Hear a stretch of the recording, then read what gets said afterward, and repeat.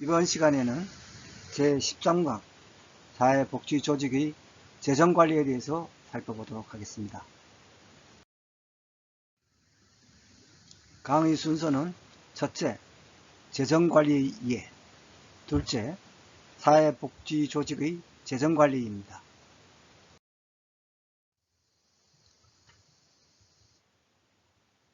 먼저 재정관리의 이해입니다.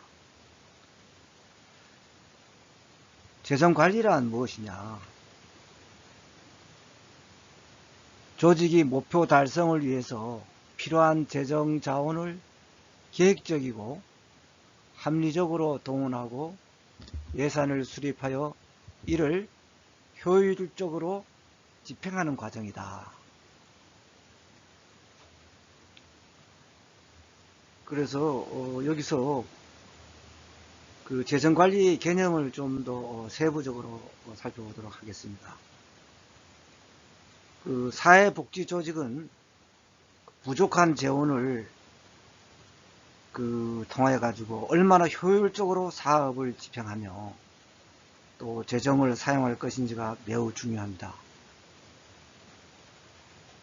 그래서 재정의 관리와 통제는 사회복지관리의 가장 중요한 부분이라고 할 수 있습니다. 일단 재정이 있어야지 사업 계획도 세울 수 있고 집행을 할 수 있으니까요.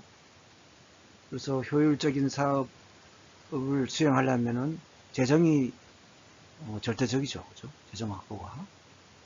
그래서 재정의 중요성은 아무리 강조해도 지나치지 않다 이렇게 말할 수 있을 것입니다. 그래서 재정관리라는 것은 국가 또는 지방자치단체를 비롯해서 사회복지기관 또 기타 공공기관에서 운영에 필요한 재원을 합리적이고 계획적으로 동원 배분하고 또 이를 효율적으로 사용 관리하는 과정이라고 할 수 있겠습니다. 그래서 이러한 점에서 사회복지조직에서는 재정관리는 필요한 재원을 합리적이고 계획적으로 동원 배분하고 이를 효율적으로 사용 관리하는 과정입니다. 그래서 사회복지 서비스를 실시함에 있어서 그 양과 질의 향상을 좌우하는 중요한 의의를 갖습니다. 따라서 재정관리에는 재정 획득, 또 예산 수립, 예산 집행, 회계는 수입, 지출, 정리 이런 겁니다. 또 재정평가 과정을 포함하고 있습니다. 그래서 여러분들이 주로 이 규정에 의해서 다룰 건데요. 그 사회복지법인 및 사회복지시설 재무회계 규칙에 의해서 재정 업무를 수행하게 되겠습니다. 그래서 오늘 여기 공부하는 내용 중에도 이 사회복지법인 및 사회복지시설 재무회계 규칙에 대한 것이 나오고 있습니다. 그래서 이 사회복지법인 및 사회복지시설 재무회계의 명확성과 공정성을 기하기 위해서 사회복지사업법 제23조 제4항에 따라서 사회복지법인의 재무회계에 관한 사항을 예산, 결산, 회계, 감사의 영역으로 재정관리 범위를 지정하고 있습니다.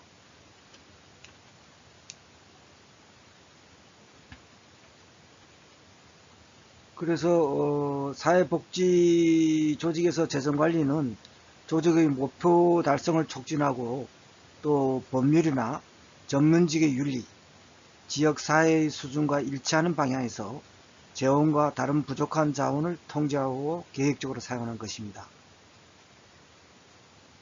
아울러 사회복지 재정은 사회복지 활동을 위하여 필요한 재경비 획득, 또 지출, 관리 계획적 조직적 행위로 원래는 국가 또는 지방자치단체가 행하는 재정행위를 말하는데 민간 사회복지시설의 경영에서도 확대하여 사용하고 있습니다. 특히 이제 사회복지법인은 경영의 주체로서 재정관리에 관하여 상당한 관심을 갖고 있는 것입니다. 그래서 사회복지기관에 있어서 재정관리의 과정에 대해서 주요 활동을 조금 더 살펴보도록 하겠습니다. 우선 재정계획입니다. 그 프로그램 계획의 재정적 의미를 결정하고 여러 상황에서 예상되는 수입을 검토하여 기대되는 수입과 지출을 맞추어 나가는 데 관계되는 것입니다. 다음 기금 조성입니다. 기금 조성이 중요한데 사회복지 기금 같은 경우는 항상 부족하죠. 그러니까 이 마케팅 활동도 나왔습니다만은 기금 조성이 상당히 중요하죠. 그래서 기부 캠페인이라든가 또 모금운동, 교부금 신청, 수수료 징수, 또 기타 다른 수단을 통해서 수입원을 찾아내어 기금을 확보하는 것입니다. 또 다음에는 할당이 있겠습니다. 이것은 의사결정을 하는 것입니다. 어느 사업에 얼마를 할당할 것인가, 그리고 이용 가능한 자원을 나누어서 그것을 여러 가지 용도로 할당하는 것입니다. 다음은 지도감독 회계 기록 및 다른 관리 과정을 통한 적절한 지출 조정입니다. 그리고 재정적 책임에 따른 또 평가가 뒤따르게 되겠죠. 이상은 이제 재정관리 과정에 대해서 간략히 살펴보았습니다. 그래서 이 절차를 보면은 재정관리의 첫째는 예산의 수립입니다. 예산의 수립에 그 다각적인 그런 그 고려를 많이 해야 되겠죠. 어떻게 할당할 것인지, 어떤 사업을 시행할 것인지, 또 어디에 얼마를 또 배정할 것인지 여러 가지 그 고민이 많이 따를 것입니다. 그 다음에 예산상의 수입과 지출을 관리하는 것입니다. 그리고 재정자원이 수입과 지출에 대한 기록 정리가 있겠죠. 수입 지출에 대한 기록이라 정리가 있어야 되겠죠. 그래요. 또 평가에다 반영해서 개선할 수도 있고, 그죠? 또 투명성도 기할 수 있고, 또 책임성 문제가 따르니까, 그죠? 다음은 어느 행정이나 마찬가지지만은 끝에는 항상 평가가 따르죠. 재정관리 전반적 과정을 평가하는 재정평가가 있다. 이렇게 절차가 진행된다는 것을 알고 계시면 되겠습니다.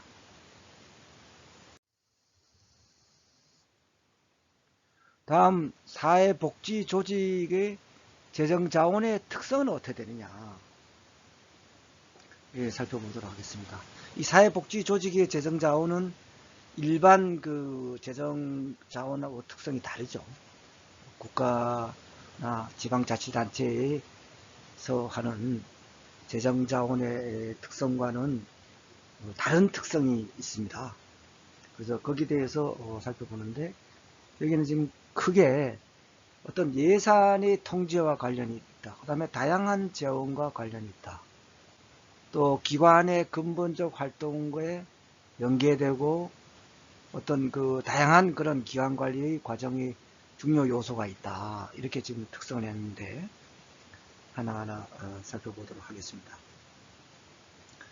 우선 예산의 통제와 관련이 있다 했는데, 그 사회복지 조직은 자원에 대한 의존성이 강하다고 했죠, 제가. 특히 자원 중에서도 재원에 대한 의존성이 이제 높은 편에서 사회복지 조직은 그 편성되는 예산에 따라서 사업을 진행하게 됨으로써 안정적인 재원 확보가 매우 중요합니다. 그래서 일반적으로 사회복지 조직 같은 경우는 재정자원의 지속적인 조달을 직접적으로 통제할 수 없습니다. 이게 어떤 고정적으로 자원이 조달되는 게 아니거든요.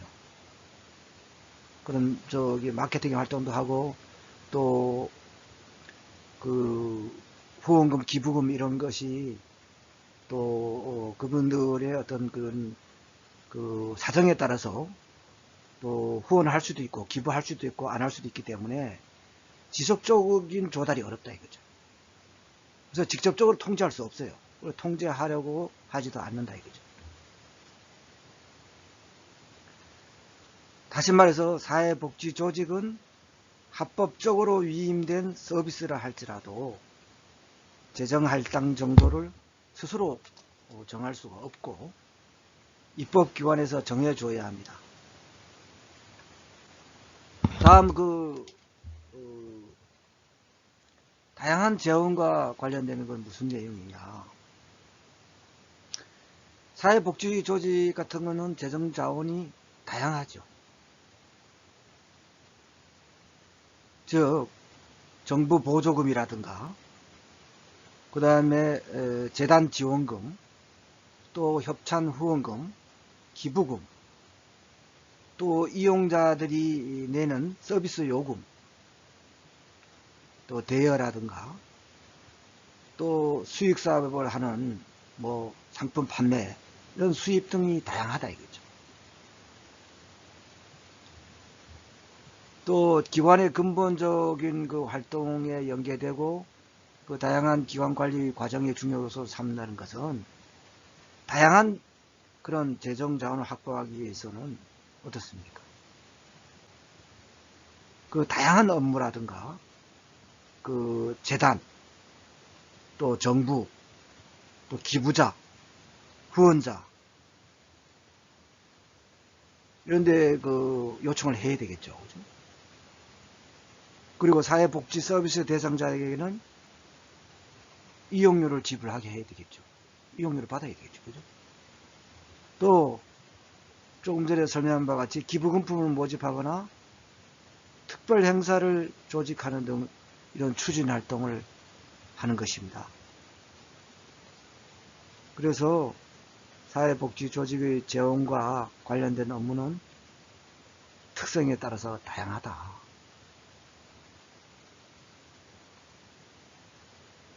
그리고 사회복지 조직의 운영자들은 조직의 기능을 잘 유지하기 위해서 조직들 간에 어떻게 결합되고 또 상호작용하는지에 대한 이해를 갖고 전략적으로 관리할 수 있어야 합니다.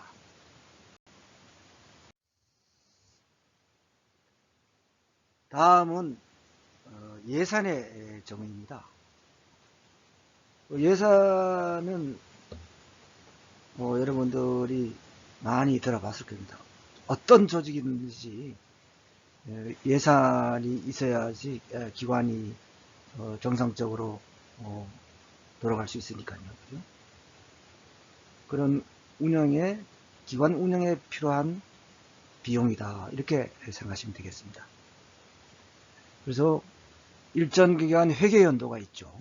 그에 걸친 조직의 수입 지출에 관한 계획안인데요. 우리나라는 뭐 국가나 뭐 지방자치단 모두 그 회계 연도를 1월 1일부터 시작해서 12월 31일에 종료되죠. 그래서 세입은 사회복지법인과 시설의 한 회계 연도의 모든 수입입니다. 그리고 세출은 사회복지법인과 시설의 한 회계 연도에 있어서 모든 지출을 말한 것입니다.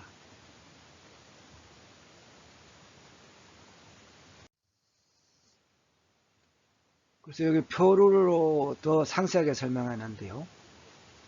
세입과 세출을 구분해서 이 표가 지금 되어 있습니다.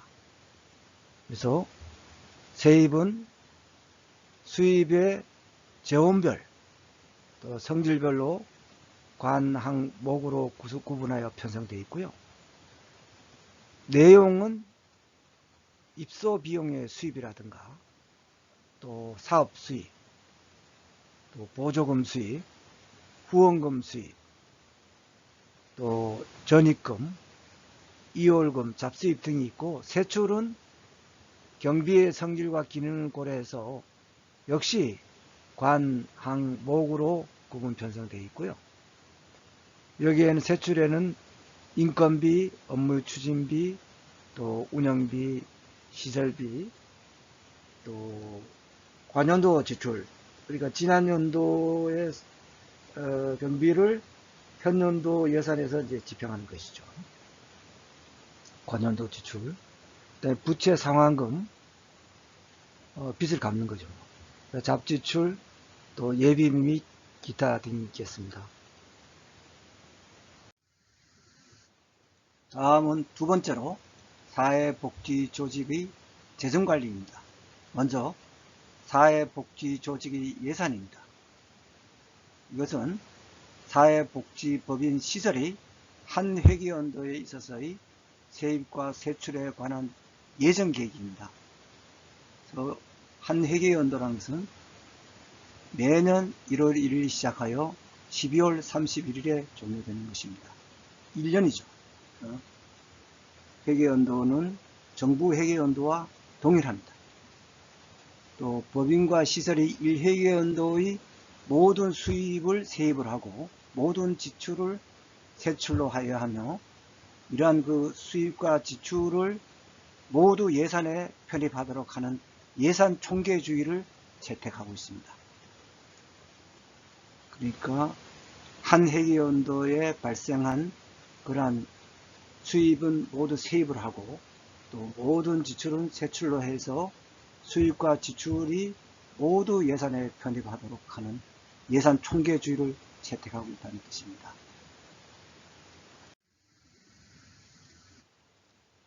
사회복지조직의 예산 관련 규정은 사회복지법인 및 사회복지시설 재무회계 규칙이 있습니다. 여기에 정하는 바에 따르는데요.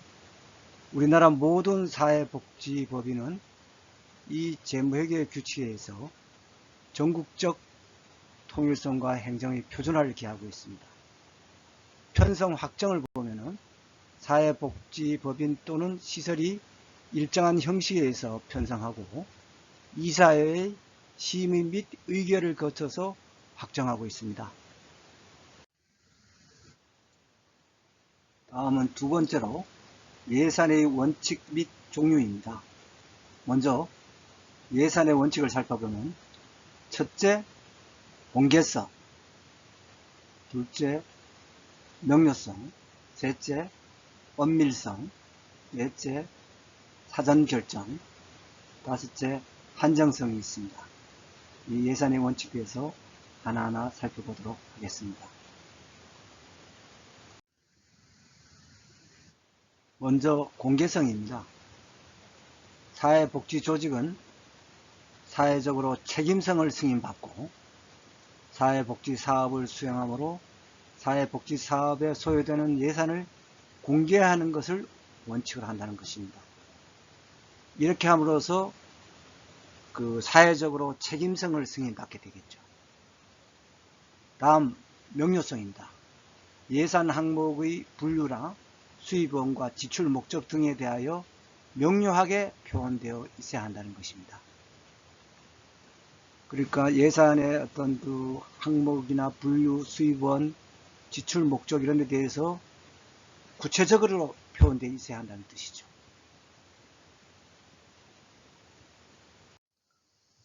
다음에는 엄밀성입니다. 엄밀성은 세입액 및 세출액을 가능한 실제와 가깝게 계산할 것이 요구한다. 예산은 어떻습니까? 계획이잖아요. 그죠?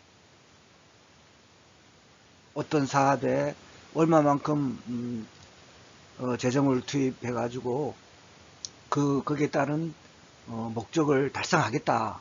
사업에 따른 목적을 달성하겠다 이거 아닙니까? 그죠? 또 세입 같은 경우도 일단 추정액이란 말이죠. 그래서 그 실제와 동떨어지게 편성하면 예산이 의미가 없죠. 그래서 엄밀성이 요구된다 이거죠. 다음은 예산에 보면은 사전 결정이 있습니다. 그죠? 예산의 원칙에서 사전 결정은 예산은 회계연도 개시 이전에 결정해야 됩니다. 그리고 한정성은 수입이나 지출에 있어서 그 속에 포함되어 있는 각 항목은 시간과 사항별로 명확한 한계를 갖고 있어야 됩니다. 다음은 예산의 종류에 대해서 알아보도록 하겠습니다. 가장 큰 부분을 차지하는 본예산이 있고, 다음 준예산이 있고, 추가 경정 예산이 있습니다. 그래서 예산의 종류는 중요하니까 여러분들께서 꼭 알아두시기 바랍니다. 그럼 하나하나 살펴보도록 하겠습니다. 먼저 본예산입니다. 관계법령에 의하여 내 회계연도 개시 전 이사회의 심의와 의결을 거쳐 확정하고 법정기일인 즉 회계연도 개시 5일 전까지입니다. 그 법정기일 내에 시군구에 제출한 예산입니다. 재무회계규칙 제10조의 규정에 의합니다. 다음 준예산이 있습니다.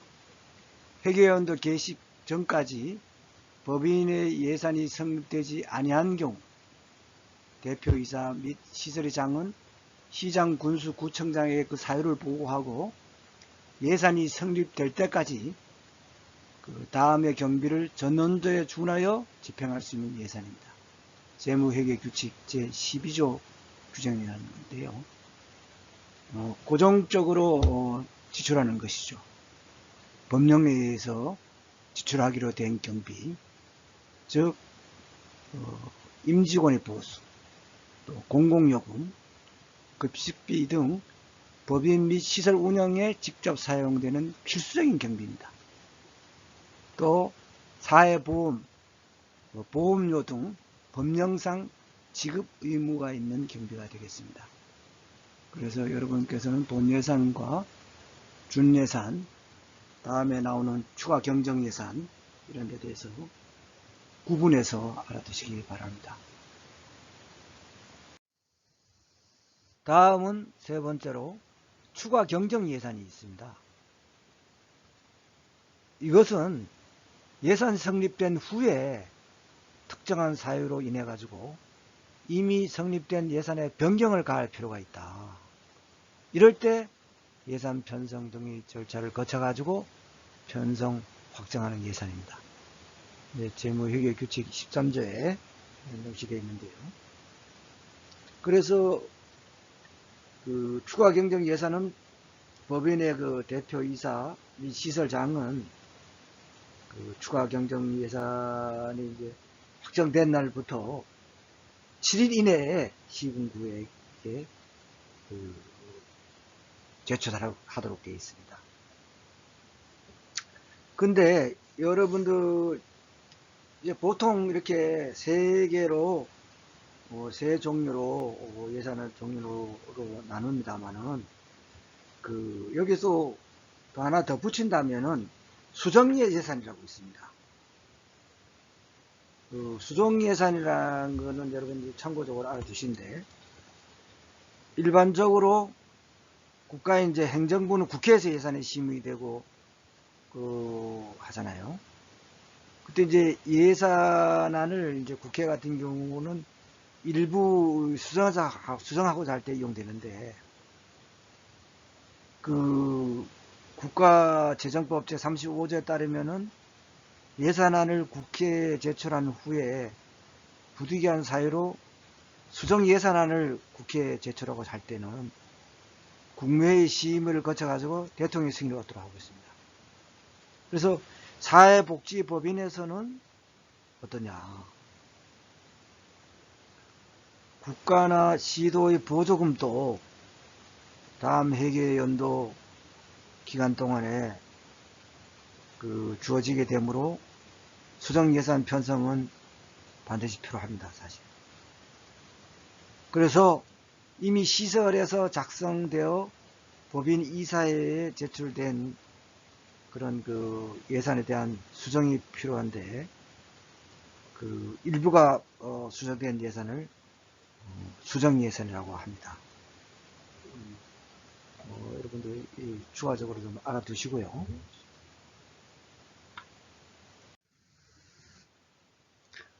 다음은 세 번째로 예산 양식입니다. 이것은 예산 방식이라고도 하고 예산 체계라고도 합니다. 그래서 예산 운영에서 중요하게 여기는 요소와 비용을 산정하는 방식을 예산 양식이라고 하는데요. 버젯 폼이라고도 합니다.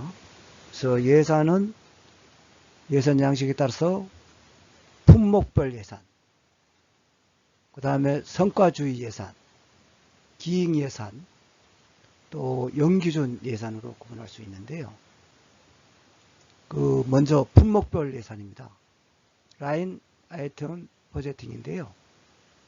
특징은 지출 예산 항목 전체를 나열하고 점진주의다. 그래서 예산을 그러니까 품목별로 분류해서 편성하는 예산 제도입니다. 품목이란 예산이 과목에 있어서 목에 해당하는 것인데요. 인건비, 물건비 등의 투입 요소를 말합니다.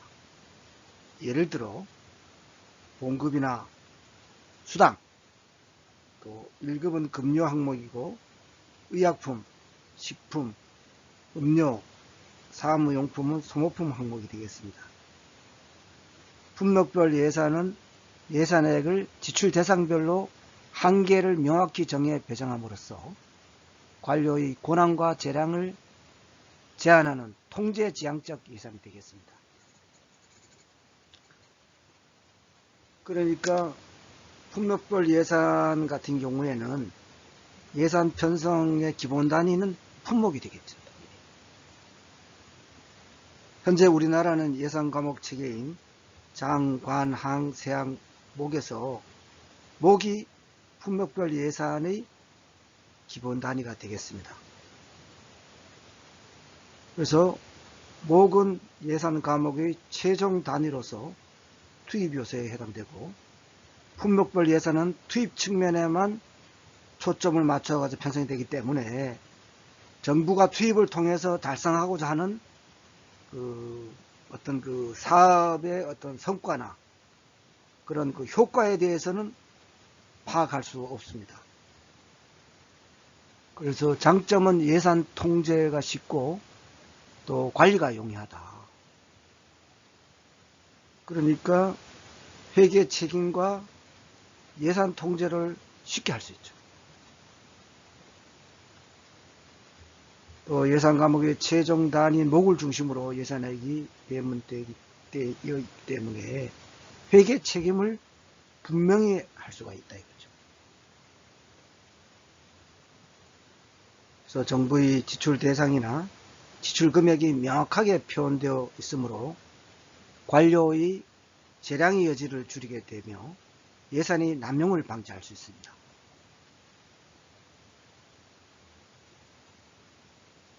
또 지출 대상별로 세부적으로 분류되어 있기 때문에 급여와 재화, 서비스의 구매에 효과적이다. 그래서 다음 연도 예산 편성에 유용한 자료를 제공해주고, 예산 편성 및 심의 과정에서 예산 삭감이 이루어질 때 이익 집단의 저항을 덜 받는다 이거죠. 단점은 서비스 프로그램 단위 예산 관련 정보가 부족하고 경직성이 있다. 그러니까 지출 대상별로 분류되기 때문에 정부가 무엇을 구매하는지는 밝혀지지만은 왜 구매하지는 밝혀지지 않는다 이거죠. 즉 정부가 예산 항목의 그 지출을 통해 가지고 어떤 사업을 추진하는지 파악할 수 없다는 것이죠. 또 지출 대상 및 그 지출 금액에 대한 한계가 명확하게 설정되어 있기 때문에 예산 집행 과정에서 너무 경직되어 있다. 즉 다시 말해서 신축성이 부족하다 이거죠. 그리고 각 부처의 입장에서 예산 확보를 위해서 예산 항목에만 관심을 갖기 때문에 정책 및 사업의 우선순위를 소홀히 할 수 있다 이겁니다. 다음 성과주의 예산입니다. 퍼포먼스 버제팅인데요. 특징은 기능 예산이고 수행 성과 예산이다. 이것은 산출 단위로 예산을 수립해서 또 프로그램 예산이 있는데 이것은 목적 및 목표 달성을 기준으로 예산 수립한다. 예산과 조직 활동을 연결하는 성과 중심으로 운영한다는 것이죠. 그래서 그 성과주의 예산은 기능주의 예산 또는 프로그램 예산이라고 하는데요.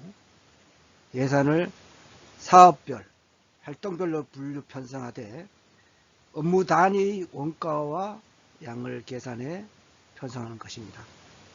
그래서 사업을 중심으로 편성함으로써 예산이 절약과 능률보다는 사업 또는 정책 성과에 관심을 갖는다 이거죠. 업무 단위 비용과 업무량을 측정함으로써 정보의 계량화를 시도하며 관리 능률성을 높일 수 있게 합니다. 성과주의 예산은 사업 및 활동을 중심으로 예산을 편성하기 때문에 사업의 비용과 규모를 과학적으로 계산하죠. 즉 업무 단위를 개발하고 단위 원가를 계산해서 여기에 업무량을 곱해 가지고 예산안을 산정하게 됩니다. 그러니까 회계학 지식이 상당히 필요하겠죠. 그래서 성과주의 예산 같은 경우는 각 업무의 성과를 측정할 수 있는 업무 단위를 개발하는 것이 중요한데 업무 단위 선정 기준은 첫째, 동질성이 있어야 된다. 또 계산 가능해야 됩니다.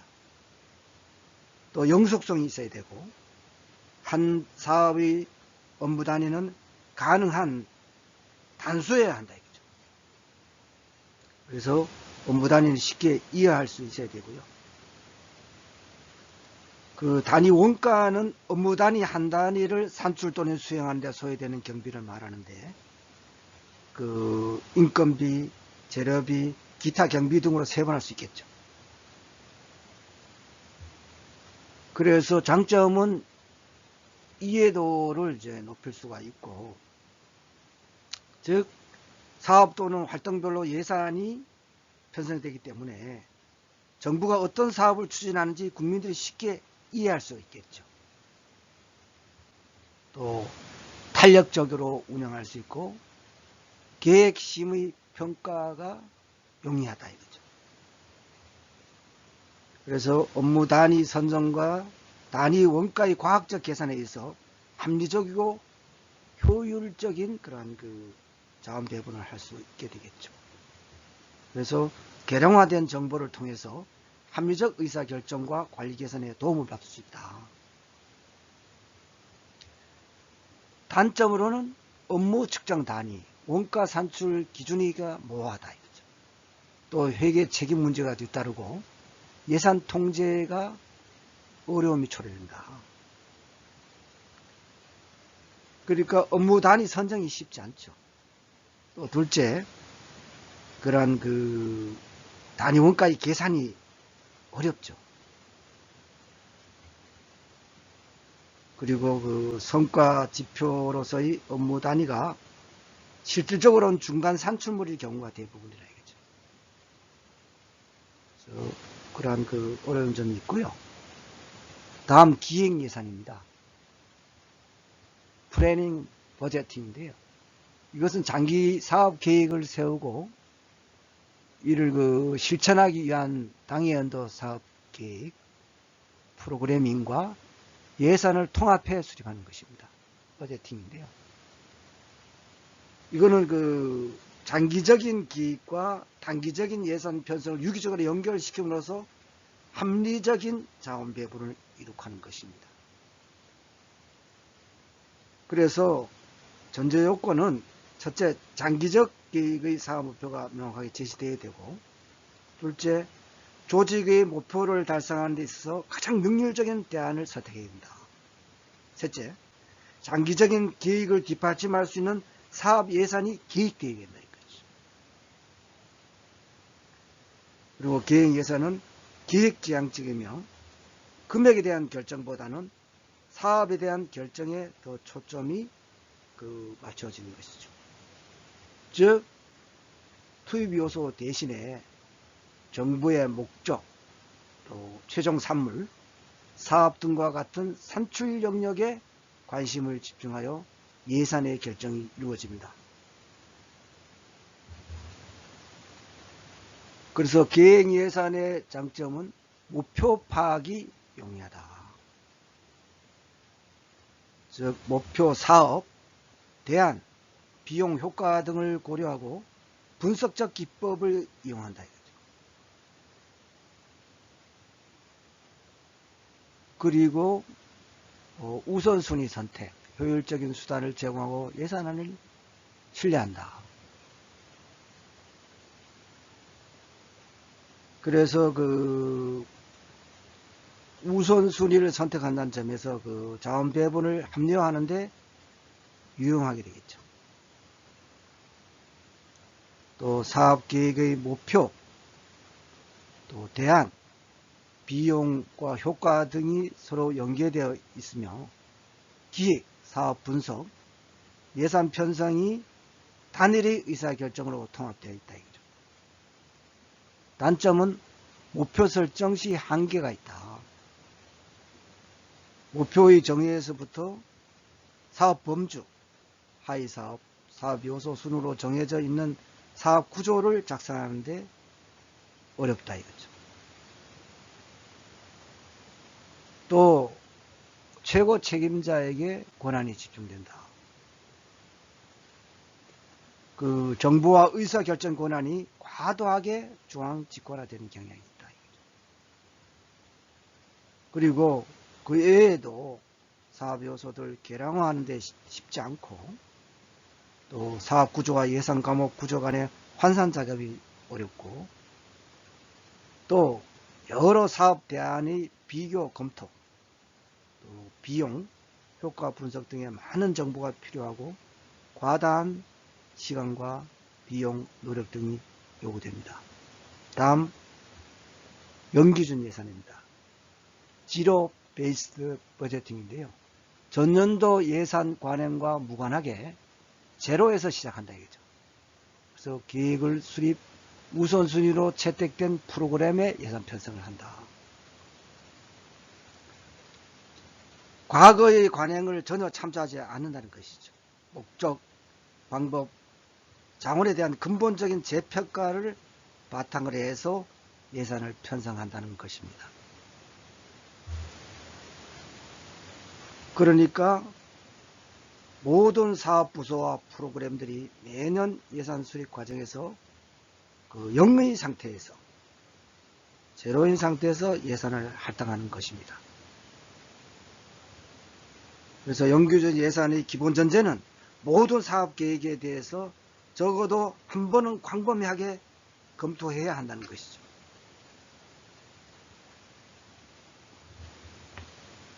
그래서 영기준 예산의 장점은 사업의 효과성을 기하고, 또 관리자의 참여를 확대하고 예산 전략을 기할 수 있고, 사업 쇄신 기회가 된다. 이렇게 장점이 있는데, 또 단점으로는 예산 결정 과정의 시간과 노력이 과다하게 소요된다 이거죠. 또 우선순위 결정에 어려움이 초래된다. 그러니까 의사결정 과정에서 능력 요소나 가치 요소보다는 정치적 요소가 개입될 여지가 더 많다 이거죠. 그래서 그 각 프로그램에 필요한 자금을 배당하는데 그 반드시 합의가 이루어진다는 보장이 없다 이거죠. 그리고 장기적 프로그램을 운영하는데 매년 그 새로운 예산 근거를 정당화하기 위해서 인력과 시간이 소비된다는 것이죠.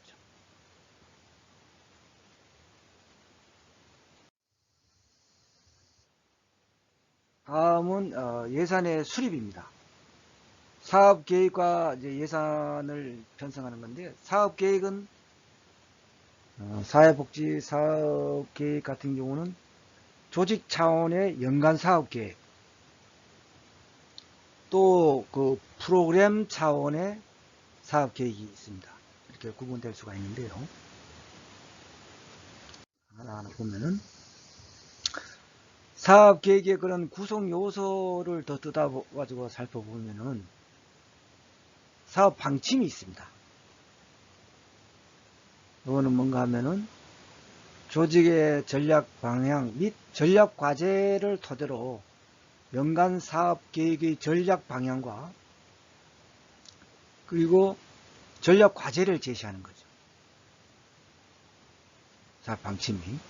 그 다음에 이제 그 사업 목표는 조직 전체 및 부서별로 전략 목표와 그 다음에 이제 성과 목표, 산출 목표 등을 제시하는 것입니다.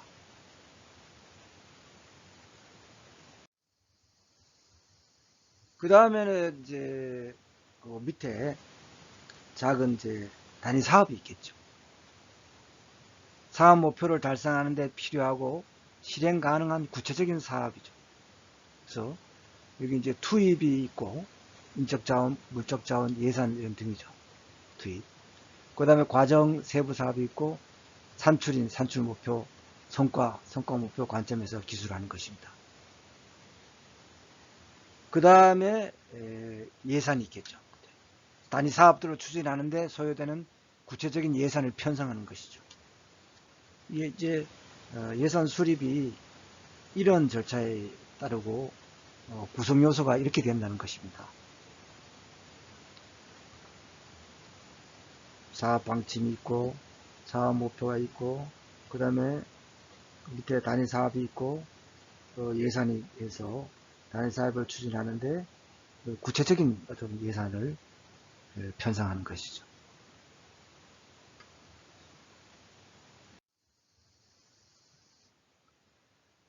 그러면 조직 차원의 예산 수립 절차를 살펴보기로 하겠습니다. 우선 조직의 단기적 구체적 목표를 설정합니다. 먼저.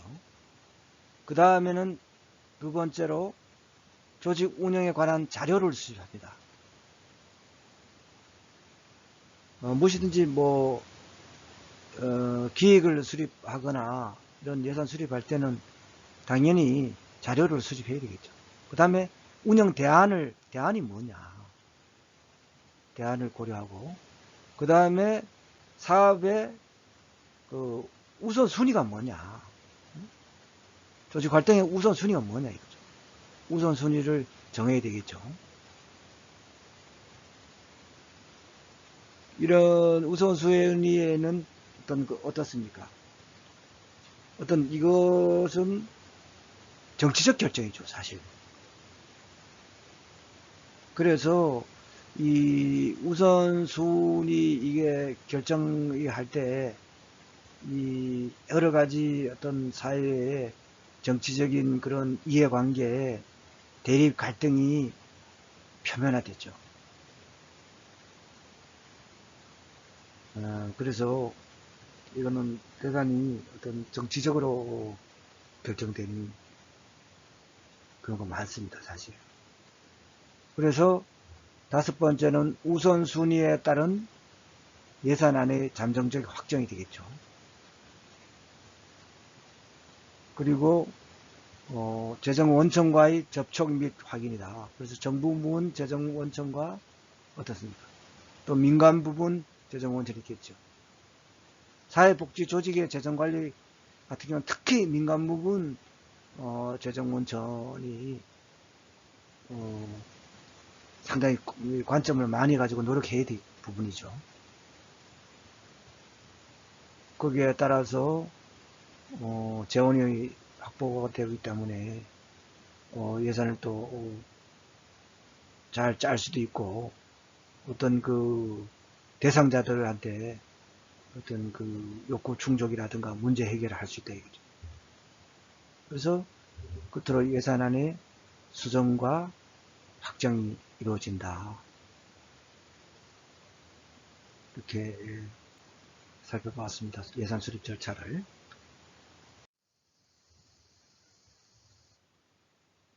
그러면은 사회복지 조직의 재원 확보를 한번 살펴봤습니다.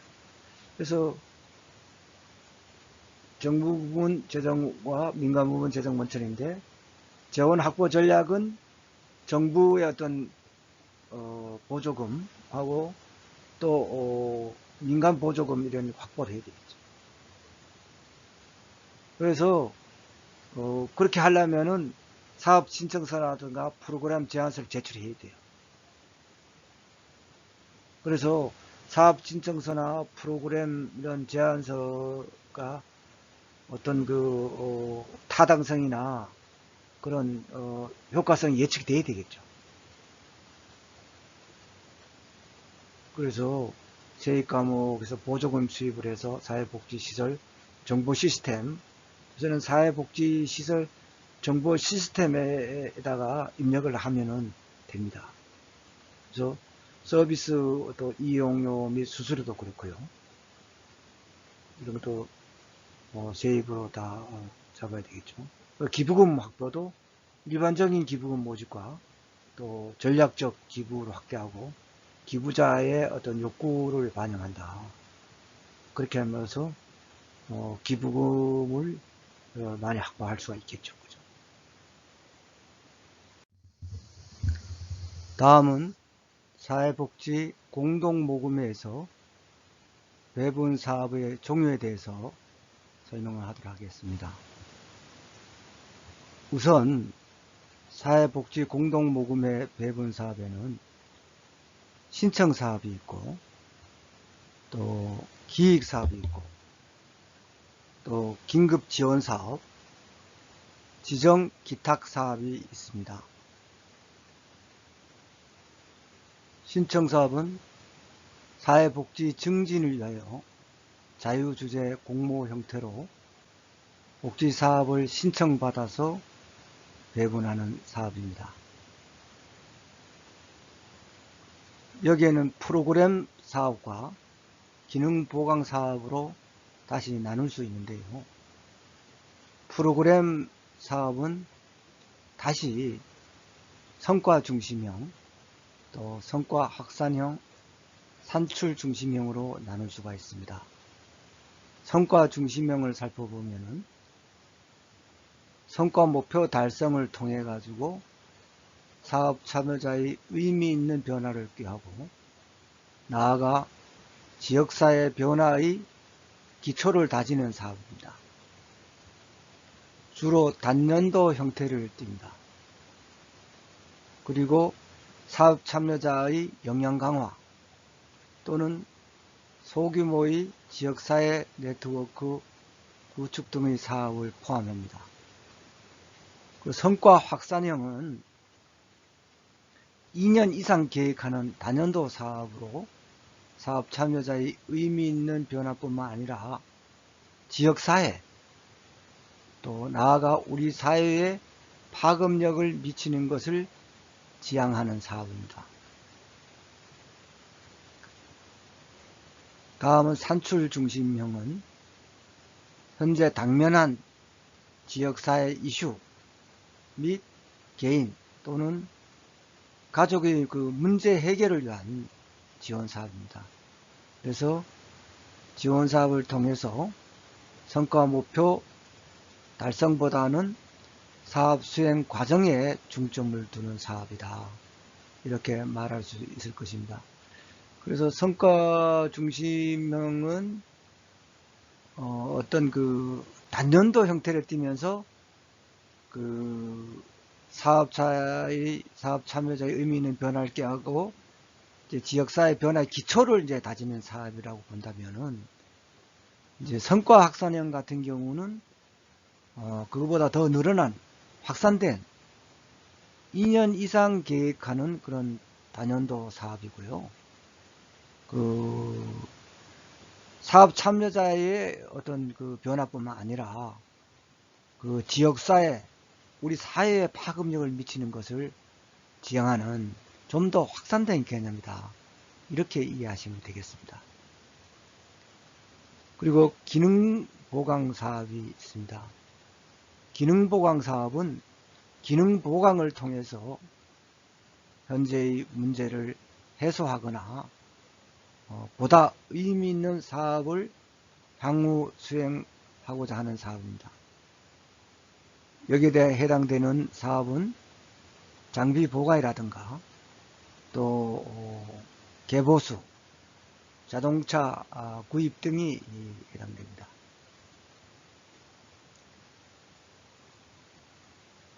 그래서 기획사업은 모금회가 그 주제를 정해가지고 배분한 사업, 또는 배분 대상자로부터 제안받은 내용 중에서 선정하여 배분하는 시범적이고 전문적인 사업입니다. 그리고 긴급 지원 사업은 재난구호 및 긴급구호, 저소득층 응급지원 등 긴급히 지원해야 할 필요가 있는 경우에 배분하는 사업입니다. 그리고 지정기탁사업은 사회복지 증진을 위하여 기부자가 기부금품의 배분지역, 배분 대상자 또는 사용용도를 지정한 경우에 그 지정 취지에 따라서 배분하는 사업입니다. 이것은 기부자의 어떤 그 지정 취지를 존중하는 것이죠. 기부자의 뜻에 따라서 그 사용용도 배분 대상자를 지정한 경우에는 거기에 따라서 기부금품의 배분지역, 배분 대상자 또는 사용용도를 지정한다는 그런 뜻입니다.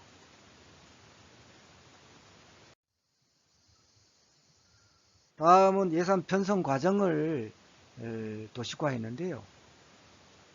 그 예산 편성 과정은 여러분들 좀 알아두시고요.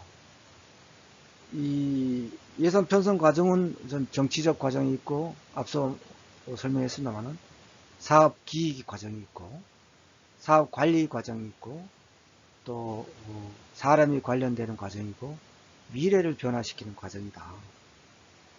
그 정치적 과정은 아까 설명했으니까 생략하고, 사업 기획 과정은 조직 단위 어떤 그 사업 계획이죠.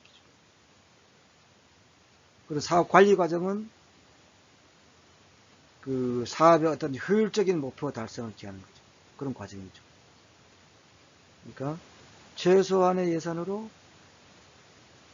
어떤 그 최대 신속하게 목표를 달성하는 거죠. 또 사람이 관련되는 과정이다. 사회복지조직은 특히 그렇죠. 클라이언트와 직원, 또 지역사회 성원 등에 영향을 미치죠. 그런 그 사회복지조직의 그런 예산 편성 그런 그 과정은 결국은 인간적인 과정이죠. 사실. 또 미래를 변화시키는 과정이다. 이런 미래지향적 목표 설정을 해가지고 그런 과정이기 때문에 그런 장기적이고 또 단기적인 그런 기획이죠. 그래서 예산 편성은 어떻습니까? 궁극적으로는 미래를 변화시키는 그런 과정이다. 이렇게 설명할 수가 있겠습니다. 그래서 여기서 예산 편성 과정을 좀 더 교재에 나와 있는 걸 좀 더 설명을 해드리면은 어,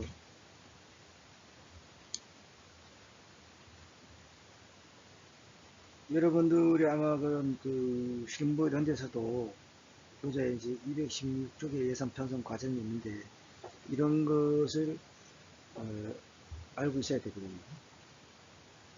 그래서 법인의 경우 이제 대표이사가 매 회계연도 개시 1개월 전까지 그런 그 예산 편성 지침을 정해야 되고 그죠? 이것도 법인회계, 그 다음에 시설회계 및 복지관, 어린이집 회계로 구분해서 편성하는데 그 물론 세입 세출 예산 과목 구분에 따라서 편성이 되겠죠. 그리고 그 법인의 대표이사 및 시설회장은 예산 편성 지침에 따라서 예산을 편성하는데 각각 이제 시설 운영위원회에 보고하고 그리고 법인 이사회의 의결을 거쳐가지고 확정을 합니다. 이사회의 의결을 거쳐야 됩니다. 그래서 확정된 예산은 회계연도 개시 5일 전까지 관할 시장 군수 구청장에게 제출을 하도록 되어 있습니다. 그래서 구체적인 예산 편성 수행 순서를 보면은 그 세입과 세출 항목에 대한 예산이 편성되었으면은 사업 계획서와 비교하여 목적에 맞춰서 예산 과목이 편성되어 있는 걸 확인해야 됩니다. 또 두 번째로 예산에 첨부해야 하는 서류를 검토해야 되겠죠. 그 다음에 그 세 번째는 예산에 첨부해야 할 서류 확인했으면은 그 예산 편성 자료를 참고해서 예산 총칙을 작성하고 그 다음에 세입 세출 총괄표, 세입명사, 세출명세서 작성이 되겠죠. 이게 끝나면은 세출명세서를 참고해서 임직원 보수 일람표를 작성하고요. 그 다음에 세입세출 예산서 작성 및 부속서류 작성이 완료되면은 시설운영위원회 보고를 거쳐가지고 이사회에 상정하고 이사회 회의록 사본과 시설운영위원회 회의록 사본을 첨부해야 됩니다. 그 다음에 법인의 대표이사와 시설의장은 이사회 의결을 통해서 이제 예산을 확정하고 그 시군구에 제출한 예산안을 법인 및 시설의 어떤 그런 게시판과 인터넷 홈페이지에 20일 이상 공고하도록 되어 있습니다.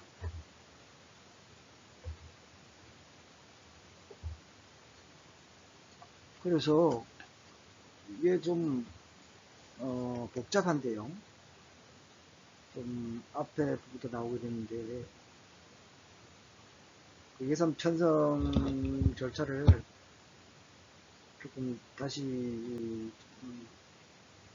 설명해 드리면은 그 사회복지법이라든가 사회복지시설 예산 편성 절차는 우선 시군구에서 법인 또는 시설이 특히 필요하다고 인정하는 사항에 대해서 회계연도 개시 2개월 전까지 예산 편성 지침이 이제 통보가 가능합니다. 시장 군수구청장이. 그래서 법인 같은 경우는 법인과 법인 산하 시설 예산 편성 지침을 결정을 회계연도 개시 한 달 전까지 한다 그랬죠. 그래서 예산을 이제 편성하는 것은 회계연도 개시 전까지 하는데 이때 그 시설회계 예산안에 대한 시설운영위원회 보고하고 그 법인의 그 회계벌 예산 있지 않습니까? 예산안에 대해서 이사회의 의결을 거쳐가지고 예산을 확정해야 됩니다. 예산안 편성 완료했을 때. 이제 주체가 법인 이사회인데요. 이때 법인이 설치 운영하는 시설이 시설회계도 포함하는 것입니다.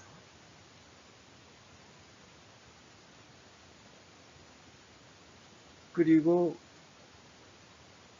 확정된 예산을 그 시장 군수 구청장에게 제출하는 것이죠. 회계연도 계시고 5일 전까지.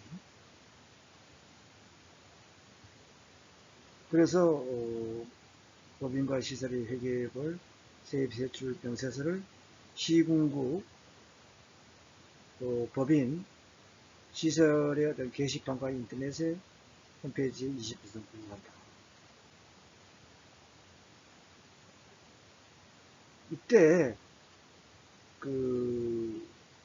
이제 공고를 할 때 게시판 공고는 신문 등의 지명에 관한 법률, 그 다음에 제2조 제1호에 따른 신문 또는 잡지 등 정기 간행물의 지명에 관한 법률, 제2조 제1호에 따른 정기 간행물의 그런 게재로도 가름이 가능하다 이렇게 되어 있습니다.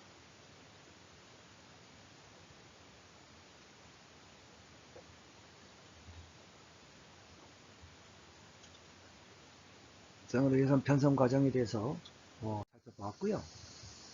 다음 예산 집행입니다. 법인의 대표나 시설의 장이 이제 편성해가지고 이사회 심의 의결해가지고 확정됐으면 예산이 그러면은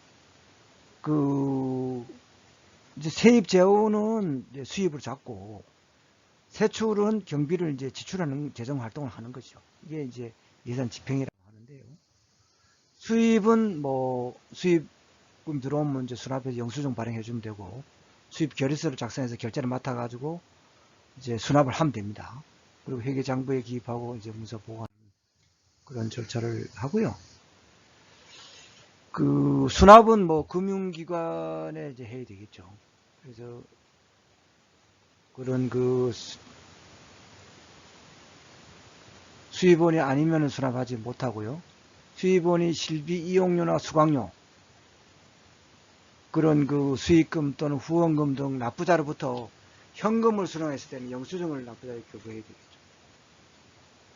또 수납된 금은 금융기관에다가 예입해야 되겠죠.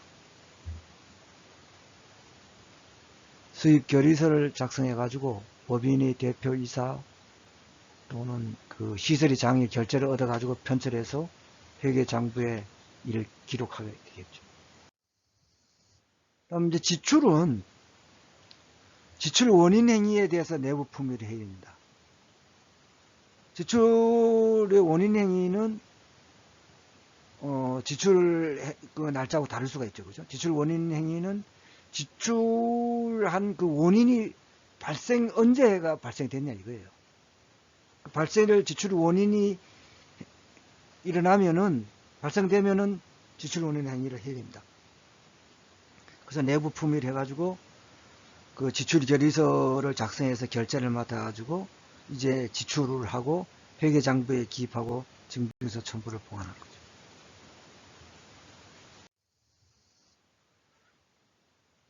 그래서 지출 원인 행위는 어떤 물품의 매입이라든가 수리, 제조, 뭐 공사 집행, 수선, 뭐 낡거나 이런 걸 고치는 거, 수선 같은 도급 계약이나 물품 구입 계약과 같은 사법상의 채무를 지는 계약 행위다. 지출 원인 행위. 그런 게 이제 사업비 등이라든 인건비, 운영비 이런 세출 예산 항목의 지출을 결정하는 것인데요. 이런 지출 원인 행위가 완료가 돼야 된다 이거죠. 그러면은 이제 지출 결의서를 작성한 거예요. 그래서 결제를 진행해 가서 결제가 완료되면은 세주한테 이제 지불하는 거죠. 지출하는 거죠. 그래서 지출 내용을 회계장부에 등재하고 증빙서를 첨부해서 문서를 편찬하여 보관한다. 이런 절차가 이루어진다는 걸 여러분들이 흐름을 알아야 되겠습니다.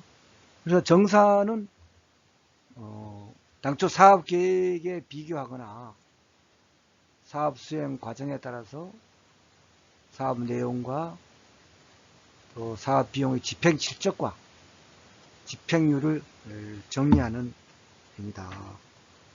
이렇게 말할 수 있겠습니다. 그러면은 정산에 대해서 좀 더 살펴보면은 지방자치단체의 정부 보조금 정산은 보조금을 지원받는 법인의 대표이사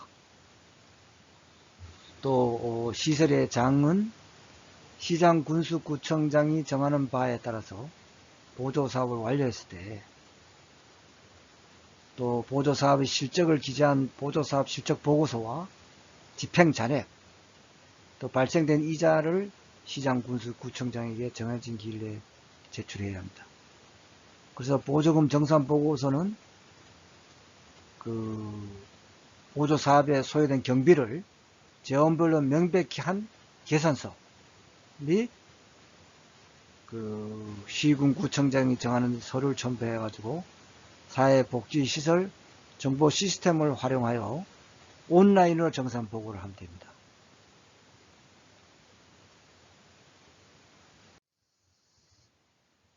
다음은 두 번째로 사회복지 공동 모금회 지원금 정산을 살펴보도록 하겠습니다.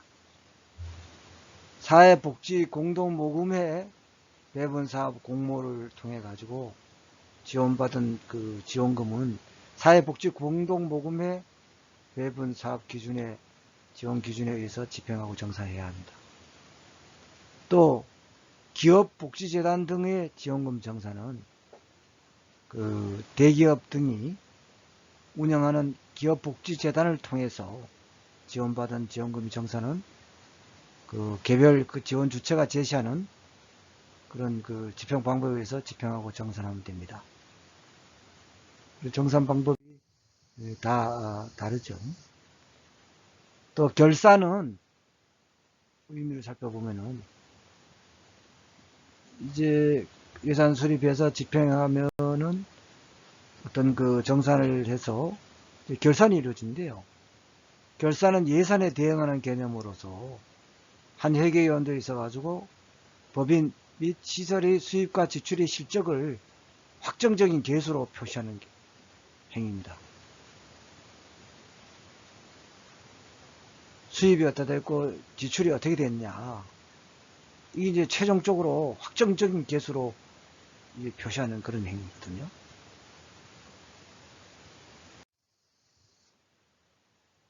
그래서 절차는 법인의 대표이사 시설의 장은 법인 회계와 시설회계의 세입세출 결산 보고서를 작성해 가지고 각각 이사의 의결 및 시설 운영회의 보고를 거친 후 다음 연도 3월 31일까지 시장 군수구청장에게 제출하도록 되어 있습니다. 또 법인이 설치 운영하는 시설인 경우 또 시설운영위원회에 보고한 후 법인 이사회의 의결을 거쳐 제출합니다. 이런 그 시설인 경우에, 이런 그 시설인 경우에 시설운영위원회에 보고한다는 거예요. 그래서 법인 이사의 의결을 거쳐가지고 제출한다. 결산 준비는 예산 과목별 각 담당자 각 담당자 담당 사업별 사업 실적 및 예산 대비 지출액 정리한다. 회계 연도가 이제 종료되거나 하면 출납 폐쇄를 해야 되겠죠. 12월 해당 연도 12월 31일 기준으로 회계 연도를 종료하고 해당 회계 연도의 수납 행위 및 지출 원인 행위를 종료한다 이거죠. 그런데 이제 그 다음 그 회계 연도 2월 말까지는 그 해당 연도 회계 연도 수납 및 지출 원인 행위가 된 사항, 지출 원인 행위는 됐지만은 그해 지출 못한 경우 같은 게 있잖아요, 그죠? 이런 같은 경우는 세입금도 마찬가지고 세입금 수납 및 세출금 지출을 다음 회계 연도 2월 말까지 해가지고 지출을 마감하고 출납 폐쇄를 한다 이거입니다. 이렇게 알아주시고요. 그러면 이제 결산서를 작성해야 되겠죠. 세입세출 결산서, 과목의 전용 조서, 또 예비비 사용조서, 항목별 명세서, 정부 보조금 명세서, 후원금 수입 명세 및 사용 결과 보고서 등의 첨부 서류를 작성해야 됩니다. 그래서 법인의 정기 감사 실시하고 감사 보고서를 작성하는 것이죠. 또 시설운영위원회 보고 및 법인 이사회의 심의 의결을 거치고요. 시장, 군수, 구청장에게 결산서를 제출하는 것이죠.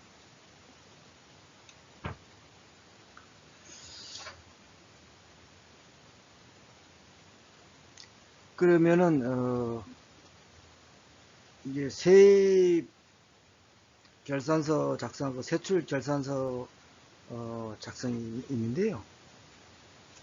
그래서 조금 이제 살펴보면은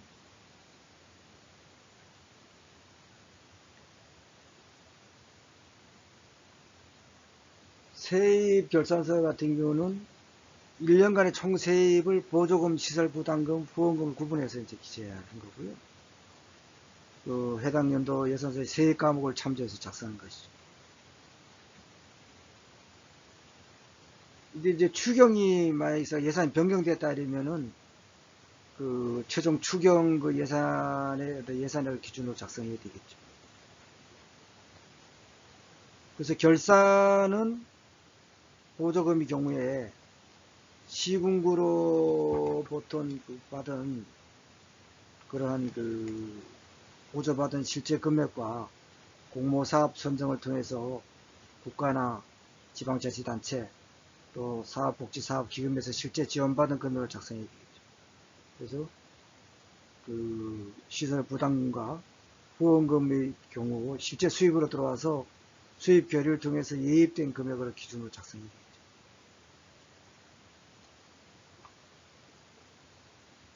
또 세출 결산서도 1년간은 총 세출을 그 보조금, 시설 부담금, 후원금 구분해서 기재한 것 똑같습니다. 그 예산의 경우 해당 연도 예산서의 세출 과목을 참조해서 작성하고요. 추경 같은 경우도 동일합니다. 그 결산은 해당 연도 집행한 금액을 기준으로 작성하고 회계장부상 지출 결의서 통해서 지출된 금액을 기준으로 작성하면 되겠습니다.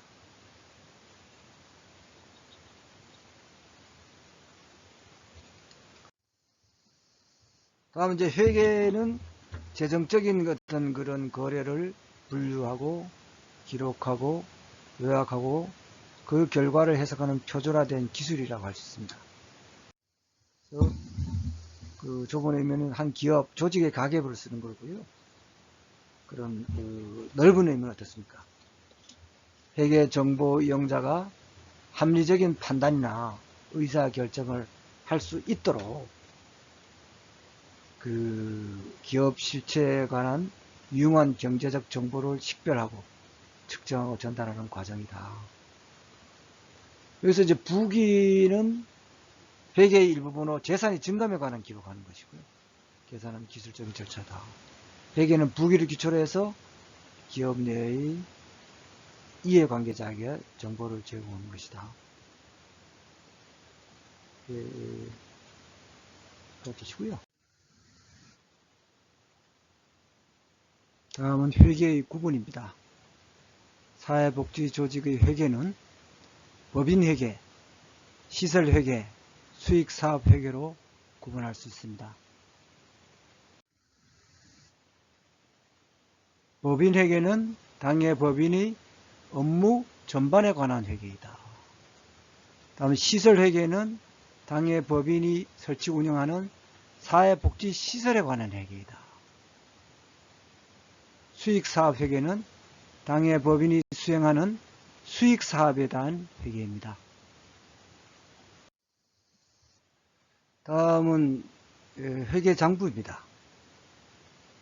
사회복지시설 정보 시스템을 활용해 가지고 수입 결의서와 지출 결의서를 작성하면 회계장부는 자동으로 등재됩니다. 그래서 회계장부의 종류는 재무회계 규칙의 24조에 의하면 현금 출납부, 또 총계정원장, 재산대장, 비품관리대장이 있습니다.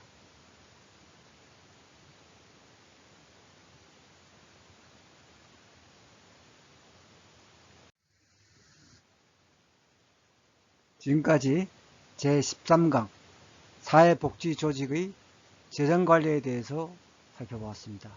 이번 주 과제를 부여하겠습니다. 이번 주 과제는 예산이 종류에서 본예산, 준예산, 추가 경정 예산을 구분하여 설명하시오입니다. 이상으로 제13강 사회복지조직의 재정관리에 대한 강의를 모두 마치겠습니다. 다음 시간에는 제14강 사회복지조직의 성과관리에 대한 강의가 있겠습니다. 여러분, 다음 시간에 만나요.